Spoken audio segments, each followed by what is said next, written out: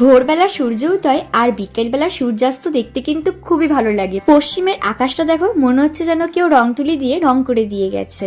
আজকে বিকালে তাড়াতাড়ি ঘুম ভেঙে যাওয়ার কারণে চলে এসেছি ছাদে, সঙ্গে অনেক কিছু সরঞ্জাম নিয়ে আম মাখা করার জন্য। আম মাখা খেতে কার কার ভালো লাগে অবশ্যই কমেন্টস করে জানিয়ে যেতে ভুলে যেও না। আমি জানি কেউই কমেন্টস করবে না, কারণ কমেন্টস করতে সবারই গায়ে জ্বর আসে। এইদিকে তো ছাদে আমি বেশ আনন্দ করে উঠলাম একটা আম নিয়ে আম মাখা করতে, কিন্তু যা ভয় লাগছিল সে একমাত্র আমিই জানি। সকালে মায়ের কাছে শুনেছি ভোরবেলায় নাকি হনুমানের দল এসেছিল আমাদের পাশের বাড়ির কাকিমাদের গাছে, প্রচুর আম হয়েছে সেই গাছের আম খেতে। ভয়ে ভয়ে তো আমি আম মাখা করে খেয়েও নিলাম, খেতে তো খুব মজার হয়েছিল। আর ওইদিকে দেখো আমাদের বিলাইরানিকে তার 2টা ছানা হয়েছে, 2টো ছানাকে কি সুন্দর আদর করছে। হনুমানের ঘটনা বরমশাইকে শোনাতে বরমশাই আমাকে বললো আমি নাকি হনুমানের দলের সর্দার, আমার আবার ভয়ের কি। আর এইদিকে দেখো পাঁচিলের মধ্যে হনুমানে কলা রেখে দিয়ে গেছে। যখন রেখে দিয়ে গেছে তাহলে কলা না রেখে একটা আম রেখে দিয়ে যেতে পারতো। দেখা হবে নেক্সট ভিডিওতে, টাটা।